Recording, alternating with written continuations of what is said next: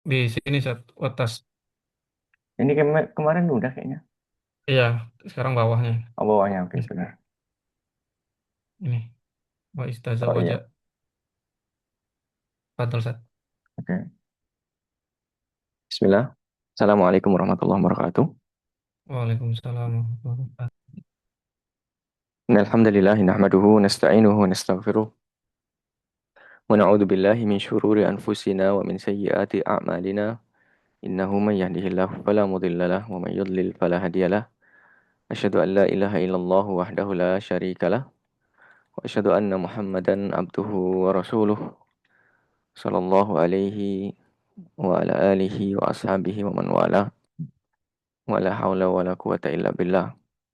Allahumma alimna ma yanfa'una wanfa'na bima 'allamtana wa zidna ilman. Ikhwatu fillah rahimani Allah wa iyyakum. Insyaallah kita lanjutkan pembahasan kitab At-Tadhib dalam syarah atau ta'liqat dari Sahih Bukhari terhadap matan Abi Syuja atau matan Ghayah wa Taqrib. Terakhir kita masih atau di bulan lalu ya, karena kita terjeda Ramadan maka kita lanjutkan insyaallah masih kita di bab Kitabun Nikah dan kita kemarin sampai di bab Al-Ahkam Al-Qasmi wan Nusyuz. Ya, Al-Qasmi wan Nusyuz yaitu dalam bab pembagian malam atau tempat bagi para muaddidin atau orang-orang yang memiliki istri lebih dari satu, kemudian juga an-nusyuz dan al-qasmi atau pembagian malam dan tempat ya terhadap para istri sudah kita bahas kemarin dan sudah selesai atau masih sisa sedikit ya, sedikit bab dari bab qasam.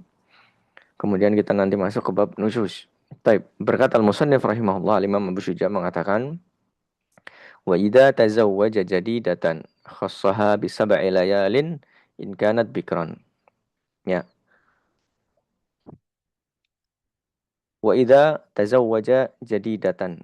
Ya, jika seseorang menikah dengan pernikahan yang baru. Ya.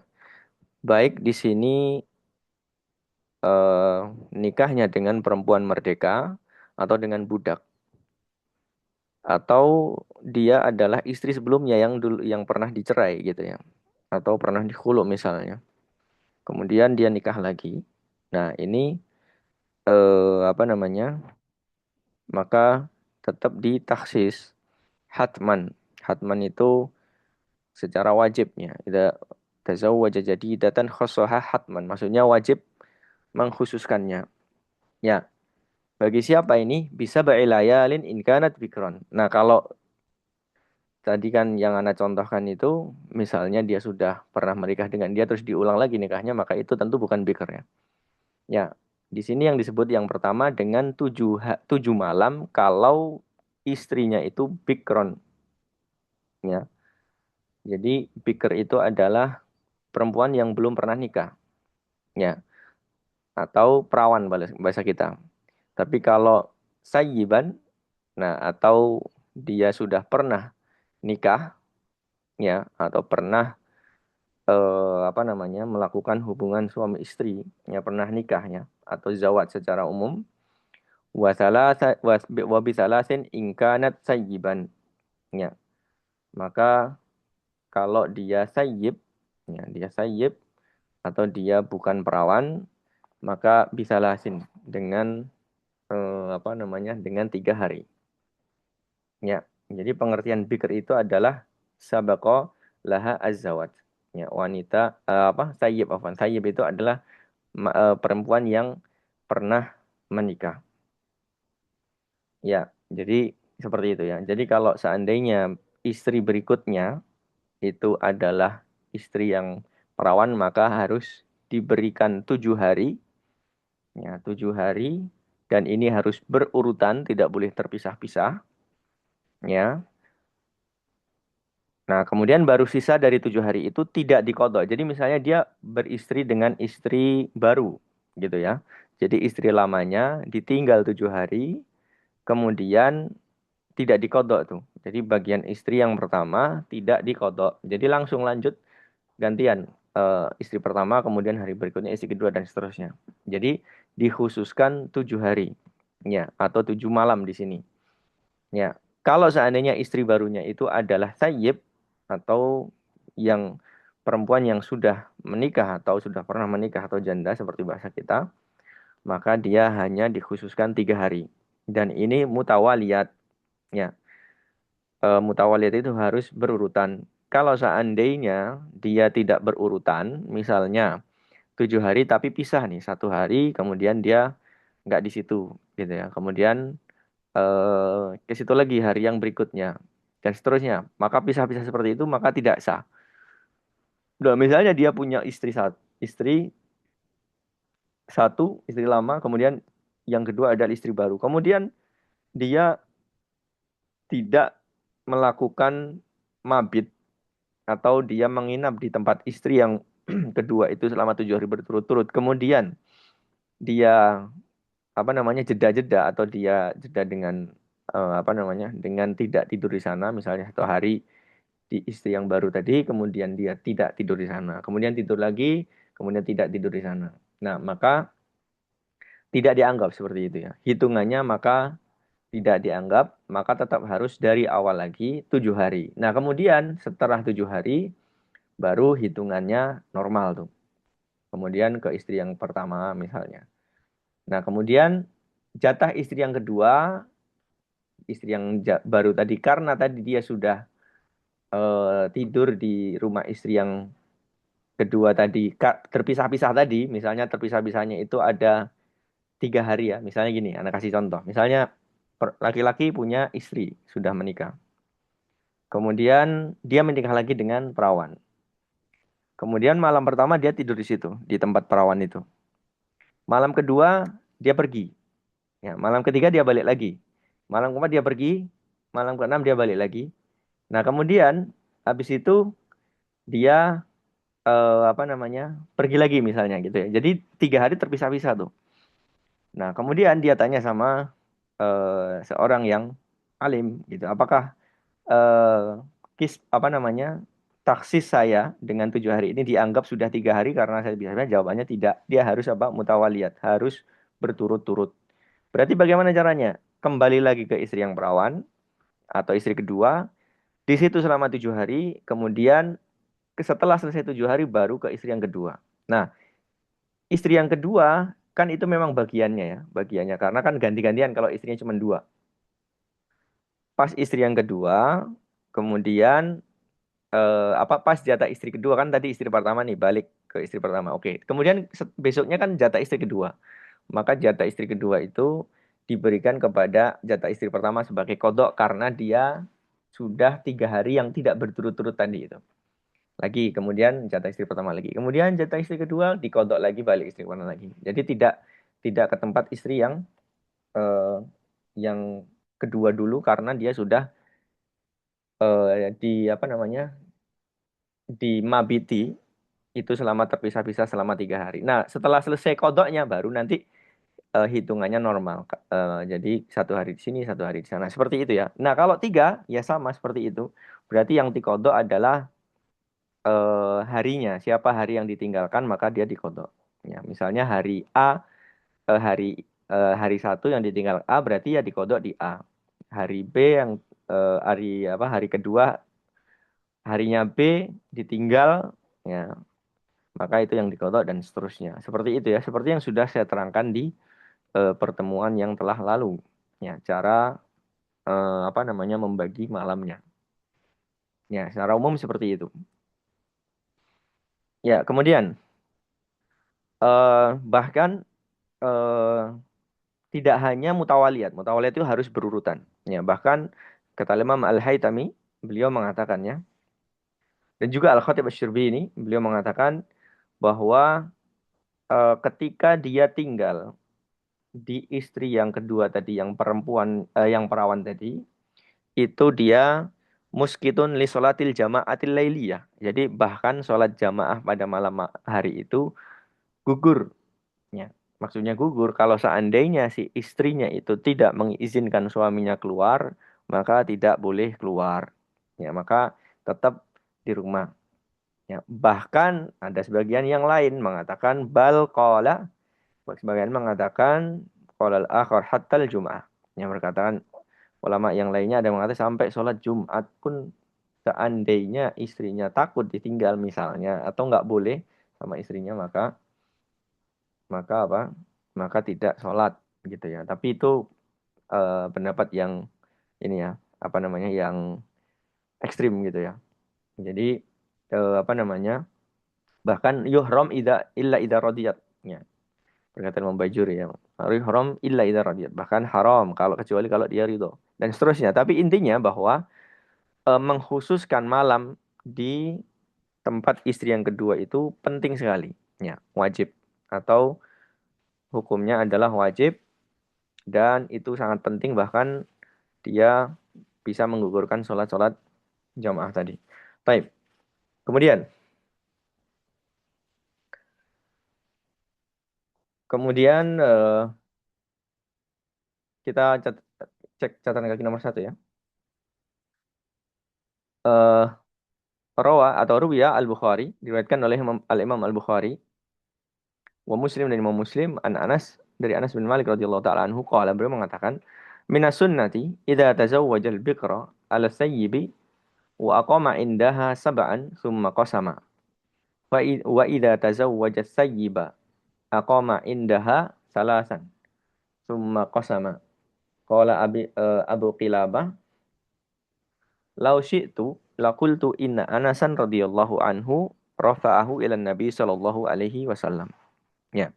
Jadi di antara dari riwayat yang meriwayatkan tentang hal ini bahwa diriwayatkan oleh Imam Bukhari dan Imam Muslim dari Anas radhiyallahu taala anhu, beliau mengatakan minas sunnati, di antara sunnah, ya. Maksudnya adalah sunnah itu syariat Islam, ya. Sunnah eh, yang diajarkan oleh Nabi Muhammad sallallahu alaihi wasallam.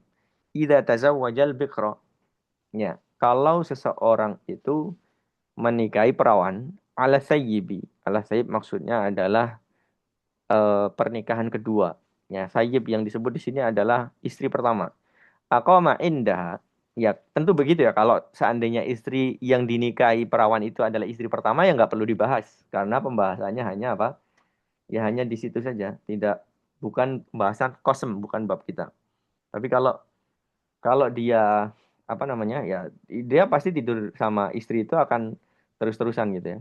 Tapi kalau di bab ta'adud, orang yang sudah menikah lebih dari satu istri, maka tentunya akan ada bagian dari istri satunya. Ya, maka harus diatur. Maka ketika menikah pertama kali, ya, kalau seorang perawan itu, dia harus tinggal di situ 7 hari dulu.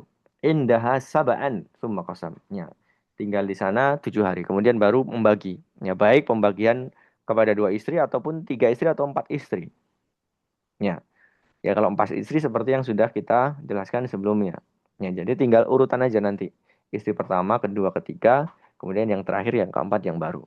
Ya, kalau mengkodok misalnya, maka kodoknya itu harinya siapa harusnya, maka dia diganti, gitu ya. Wa idza tazawwaja as-sayyiba aqama indaha salasan summa qasama.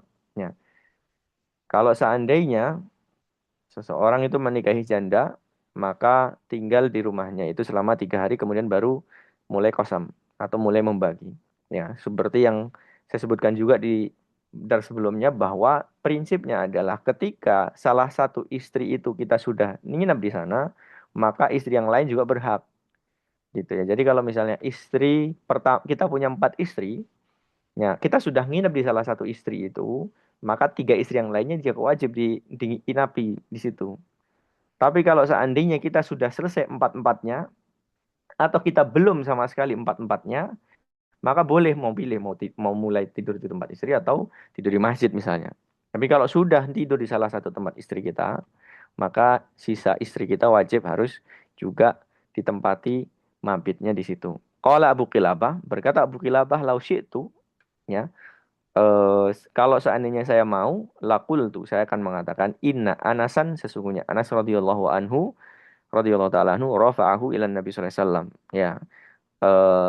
Maksudnya hukumnya itu marfu kepada Nabi Muhammad SAW. Di sini kan an Anas qala minas sunnah. Jadi dari Anas berkata minas sunnah.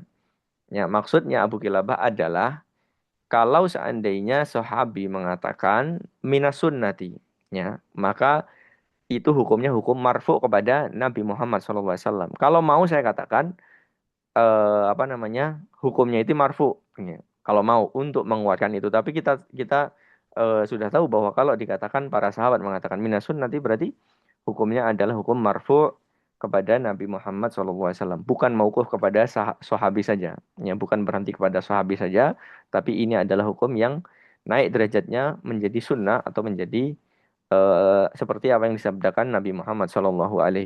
Nah, ini adalah dalilnya. Kemudian berikutnya, wa idza khafa nusuzal mar'ati wa adha. Ya.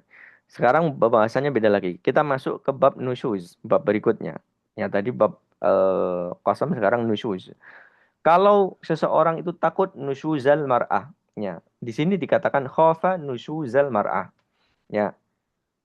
Khafa nusuzal mar'ah artinya takut nusyuz. Nusyuz itu apa? Nusyuz sudah kita jelaskan di sebelumnya juga bahwa irtifa'u az-zaujati ala zaujiha. Jadi irtifa artinya membangkang. Ya, bahasa kita itu membangkang, seorang istri membangkang terhadap suaminya. Apa contoh membangkangnya? Contohnya adalah min tamkini nafsiha li zaujiha. Jadi tidak mau diajak hubungan misalnya, atau tamkini nafsiha, mempersiapkan diri untuk dijimai suaminya, dia menolak misalnya. Atau dia apa? Atau dia pergi dari rumah misalnya. Atau mulazamati asakan misalnya. Atau ada mulazamati sakan. Atau dia tidak mau tinggal di rumah. Atau keluar-keluar tanpa izin. Dia udah diingetin, keluar aja tanpa izin gitu. Apalagi kalau selingkuh gitu ya. Atau apalagi kalau selingkuh alias khianah. Apalagi kalau berzina. Itu lebih berat lagi. Tapi intinya nusyus itu adalah pembangkangan istri terhadap suami. Maka apa yang dilakukan? Wa idza khofa. Khofa di sini ya ditafsirkan adalah bana, ya. Wa idza khofa zauju nusuzal mar'ati fi ba'di nusahi wa idza bana nusuzal mar'ah. Di dalam beberapa naskah disebutkan bana. Kenapa? Khofa di dalam tafsirnya, ya, bahwa dikatakan eh, apa namanya, kata khofa itu kenapa ditafsirkan al-ilm, kenapa ditafsirkan ilmu, artinya jelas kalau sudah melakukan atau sudah terlihat jelas dia melakukan. Kenapa? Karena sebenarnya khofa itu kan takut ya, terjemahannya takut, maksudnya itu sebenarnya zon, sebenarnya prasangka, ya. Tapi zon itu bisa dua, kata Imam Qurtubi ya. Zon itu bisa kepada syak, keraguan yang dua sisi itu masih seimbang gitu ya. Atau kepada khofa. Kalau khofa itu lebih condong kepada ilmu, kata beliau begitu. Makanya tafsirannya adalah khofa artinya bana. Di dalam sebagian naskah matan disebutkan wa idza bana. Jelas.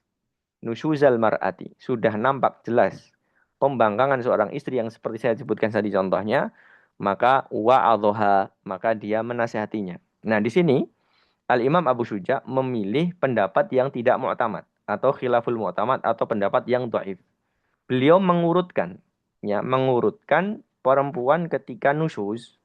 Kalau sudah jelas nusyuznya, harus dinasihati dulu. Wa adha, menasihatinya. Wa in abad illan nusyuz, kalau tetap dia ngeyel membangkang nusyuz, hajaroha, baru dihajar. Fa in aqamat alaihi hajar fa in aqamat alaihi hajaroha wa darabaha. Ya, tetap kalau seandainya dia ngeyel lagi, maka baru dipukul. Nah, yang seperti ini khilaful mu'tamad. Coba kita baca keterangan dari Syekh Al-Bukhari di bawahnya. Ya, beliau membawakan apa? Ayat ya. Ya, qala Allah Ta'ala wallati takhafuna nusyuzahunna, dan para wanita yang kalian takutkan nusyuzahunna, seperti yang saya sebutkan tadi ya. Di sini Imam Al-Qurtubi menafsirkan takhafuna wallati takhafuna artinya adalah ta'lamuna. Jadi khauf itu ditafsirkan al-ilmu. Ya, karena lisabahi eh, apa namanya, karena kemiripan antara prasangka dengan ilmu. Kalau prasangka kepada syak itu masih 50-50, atau kalau prasangka dengan kata khauf itu maka dia lebih condong kepada yakin ya. Nusyuzahunna, nusyusnya mereka perempuan, fa'iduhunna, maka nasihatilah mereka, wahjuruhunna fil madwaji, maka nah apa namanya, dihajar atau diboikot dari tempat tidur. Maka ini jelas ya, bukan fil kalam, ya, bukan kalam. Jadi kecuali hanya 3 hari, ya, hanya 3 hari saja, maka boleh saja. Tapi nggak boleh lebih dari itu kecuali dengan apa? Dengan alasan syar'i. Taib. Wahjuruhunna fil madaji. Ya, atau dengan maslahat maksudnya. Kemudian wadribuhunna fa in ata'nakum fala tabghu alaihinna sabila. Nah, baru fil madaji, kemudian wadribuhunna fa in ata'nakum fala tabghu alaihinna sabila. Ya, kemudian pukullah mereka, dan kalau fa in ata'nakum, kalau sudah taat, sudah nurut, maka jangan cari-cari jalan untuk berlebihan gitu ya. Cari-cari jalan untuk apa namanya? Melakukan hal yang lebih dari itu gitu ya.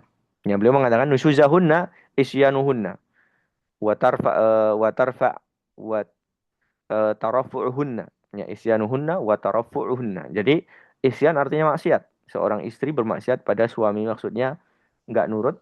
Tarafu itu artinya meninggi atau dia merasa lebih tinggi, nantang gitu ya. Kemudian wal mataji artinya al furush, artinya tempat tidur.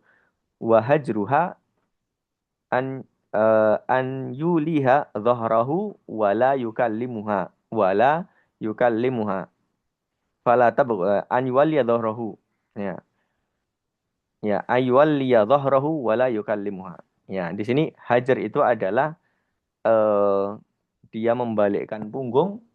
Dan nah di sini ya, wala yukallimuha. Beliau menafsirkan tidak mengajak bicara. Ya, tapi sebenarnya tidak mengajak bicara itu menghajar kalam itu sebenarnya berat untuk perempuan, dan itu sebenarnya seperti dalam, saya bacakan ya. Wala hajra seperti perkataan perkataan sebentar sebentar. Seperti perkataan wa'adha atau nasihat itu seperti perkataan ittaqillah fi haqqil wajibi li alaiki. Ya. Jadi bertakwalah kepada Allah dalam hak wajib saya terhadap kamu. Wa'lami anna nusyuza muskitun lin nafaqati wal qasmi. Ketahuilah bahwa nusyus atau apa namanya? Atau eh, pembangkangan itu muskitun, ya. Muskitun itu artinya adalah menggugurkan, ya, menggugurkan nafkah, nafkah wal qasm, dan juga pembagian malam. Walaisa syatmu li zauji minan nusyuz. Ya. Dan syatem itu artinya adalah celaan dari seorang istri kepada suami, maka bukan bagian dari an-nusyuz. Ya. Jadi celaan itu bukan bagian dari an-nusyuz.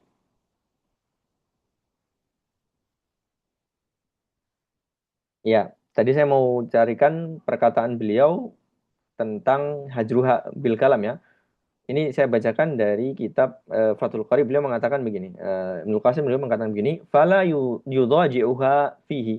Nah, ini tafsirannya agak berbeda dengan Syekh Al-Bukhari. Maka tidak diajak tidur bareng, tadi sama. Firash. Kemudian, wahujranuha bil kalami haram fi mazada ala thalathati ayyam. Ya. Dan menghajar istri tidak menghajar istri dengan kalam, maksudnya tidak mengajak bicara, itu tidak boleh lebih dari 3 hari. Ya, kemudian beliau mengatakan wa fi rawdati innahu fil hajri bi ghairi udhrin syar'i. Itu sebenarnya adalah hajar yang bukan karena udzur syar'i, bukan karena udzur syar'i. Itu maksudnya hajar normal saja. Tapi kalau karena udzur syar'i yang berlanjut, wa illa fala tuhram az-ziyadatu ala salata. Kecuali kalau ada maslahat, ada udzur syar'i yang mengharuskan seseorang menghajar lebih dari 3 hari gitu. Itu nanti ada pembahasan tersendiri. Yang jelas eh, apa namanya, hajarnya itu bukan di kalam ya. Kalau di sini dikatakan anyuliha dhahrahu wala yukallimuha, ini adalah pengertian hajar secara umum. Ya, pengertian hajar secara umum kata Syalbuko. Ya, wala yukalimha harusnya di sini apa namanya diterangkan juga tidak boleh lebih dari 3 hari fil kalam gitu ya. Fil kalam. Adapun di dalam hajar madhajik boleh lebih dari 3 hari. Baik. Fala tabghu. Nah, di sini kalau sudah nurut maka jangan la tasluku tariqan li idzaihin. Kalau sudah nurut maka jangan cari-cari masalah, cari-cari jalan untuk menyakiti dia. Ya. Dan tadi sudah saya sebutkan, kita ke atas lagi ya, ke matan. Bahwa mu'tamad di dalam madhab itu tidak harus berurutan pelanggarannya. Maksudnya kan kalau di dalam matan disebutkan, kalau nampak nususnya, kemudian nasihati. Kalau nggak nurut, baru dihajar. Kalau nggak nurut, baru dipukul. Nggak seperti itu di dalam madhab mu'tamad madhab. Maka pembagiannya begini. Yang pertama, Dhanna an-nusus. Dhanna artinya masih ragu. Ya, dia masih ragu istrinya ini nusus atau enggak. Nah, maka yang seperti itu enggak boleh diapa-apakan illal wa'dhu. Ya, kecuali hanya dinasihati aja. Udah cukup nasihat saja, enggak boleh yang lainnya. Jadi nasihat tok. Tapi kalau seandainya dia posisinya sudah tahak kokoh atau alima annal mar'ata nasizah, dia mengetahui bahwa perempuan jelas yakin bahwa perempuan itu sudah nusyuz, maka boleh pilih dari 3 hal tadi. Langsung dipukul boleh, langsung dihajar boleh, atau cuma dinasihati boleh. Tapi dengan syarat manfaat. Ya, maksudnya mau hajar, mau di apa namanya, dinasihati, mau dipukul itu ada manfaatnya. Bahkan di dalam kaidah memukul itu ada syarat-syaratnya. Yang pertama tadi tentu nususnya sudah jelas. Tidak boleh cuman berprasangka saja, ya. Kemudian yang kedua adalah dia tatakil mahalik. Artinya dia menghindari apa namanya? Tempat-tempat atau bagian-bagian yang membinasakan. Misalnya dipukul di bagian kepala misalnya, jelas. Atau bagian dada misalnya, atau bagian yang dilarang syariat. Ya, bagian-bagian yang lain misalnya muka misalnya. Ya, lagi seperti itu apa? Nggak boleh tatakil mahalik. Yang kedua, yang ketiga adalah dzarbu ta'dib. Ya, memukulnya itu memukul mendidik, bukan memukul menyakiti atau bahkan menyiksa. Ya, kata para ulama, binahwi mindil malfuf. Antum tahu mindil itu adalah sapu tangan yang digulung. Ya, itu rasanya kayak apa? Maksudnya sangat ringan. Apa namanya perumpamaan perempuan para ulama itu menghikayatkan dzarb pukulan terhadap istri itu ringan gitu, bukan pukulan berat. Bukan mukul pakai selang misalnya atau pakai kayu. Nah, yang seperti itu maka itu berdosa. Ya. Apalagi kalau itu nggak bermanfaat. Apalagi kalau sampai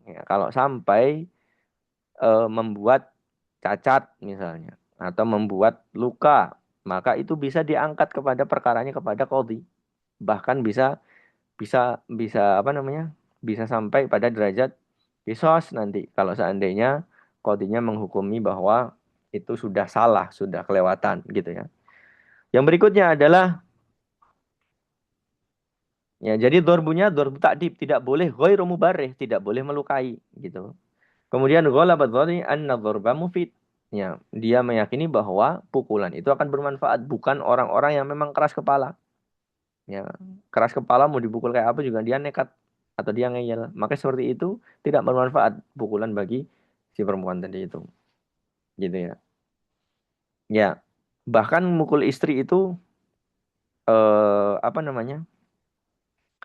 Ya, mukul mukul istri itu eh, kalau kita bandingkan dengan mukul anak, maka para fuqaha al-Hanaf ya, al-Ahnaf ya, bukan mazhab Syafi'i, itu merinci ya, membagi bahwa pukulan terhadap anak itu maslahatnya kembali kepada anak. Maka boleh kalau kepada anak itu lebih keras daripada istrinya. Tapi kalau istri itu maslahatnya kepada dirinya, kepada suaminya, maka tidak boleh keras-keras. Gitu ya. Maksudnya bahkan misalnya gini, misalnya istri itu apa namanya? Istri itu dia tidak sholat atau meninggalkan kewajiban. Tapi bukan pada suami. Nurut nih, nggak nusus tapi nggak mau sholat atau sholatnya molor gitu ya. Bukan di waktunya misalnya. Nah, apakah si istri itu juga dipukul seperti anak? Seperti mukul anak? Maka jawabannya dirinci. Kalau seandainya istri kita adalah anak kecil, maka kita sebagai suami itu seperti ayahnya. Dipukul seperti ayahnya. Seperti pemukulan ayahnya, maksudnya walinya. Tapi kalau istri kita itu adalah istri yang normal ya, dewasa, atau sudah besar, atau sudah dewasa, ya normal seperti istri kita pada umumnya, maka tidak diwajibkan mukul untuk eh, perempuan-perempuan yang apa? Yang akhola bil wajib ad-dini gitu ya. Maksudnya dia perempuan yang apa? Yang meninggalkan misalnya sholatnya keteteran. Nasihat, nasihati terus tetap wajib. Nasihati diarahkan tuh wajib, tapi mukul nggak wajib. Mukul itu yustahab, artinya adalah dianjurkan. Bahkan tidak dianjurkan kalau seandainya pukulannya itu menyebabkan nusus. Yang awalnya dia nggak nusus, hanya mungkin maksiatnya kepada Allah, malah jadi dua maksiatnya kepada Allah sama kepada suaminya. Maka itu malah tidak dianjurkan. Ya, seperti itu ya. Kemudian tadi disebutkan ya, maka bukanlah celaan, kemudian hinaan, kemudian cacian makian kepada suami itu sebuah nusus. Walaupun secara makna dia tarafuk juga, tapi dia nggak nusus.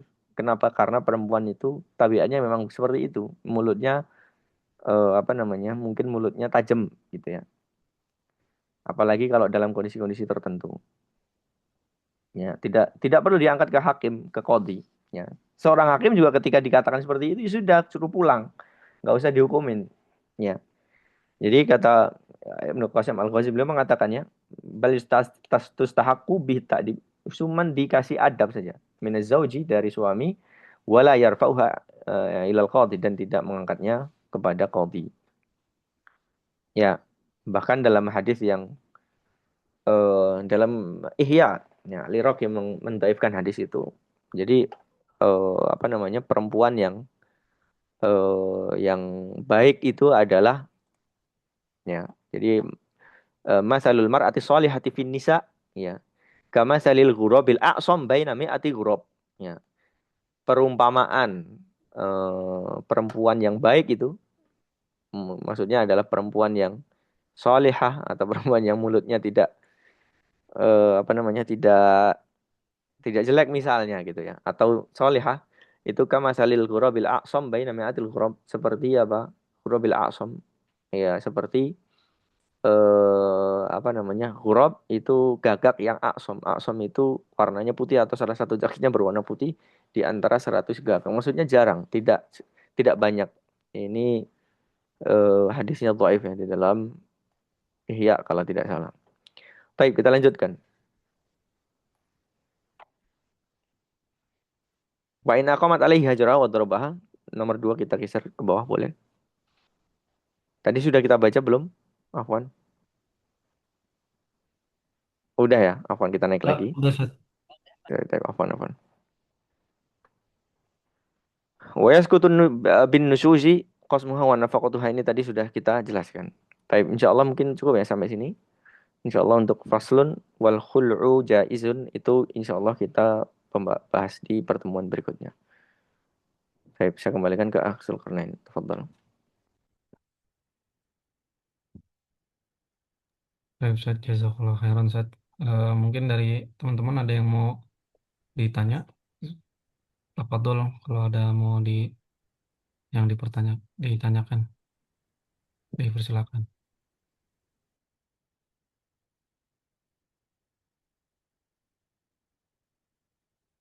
Mungkin jika tidak ada kita tutup, Ustaz. Baik, baik, kita tutup dengan doa kafaratul majelis. Subhanakallahumma bihamdika asyhadu an la ilaha illa anta astaghfiruka wa atubu ilaik. Assalamualaikum warahmatullahi wabarakatuh. Waalaikumsalam warahmatullahi wabarakatuh. Jazakallah khairan, Ustaz. Assalamualaikum warahmatullahi wabarakatuh.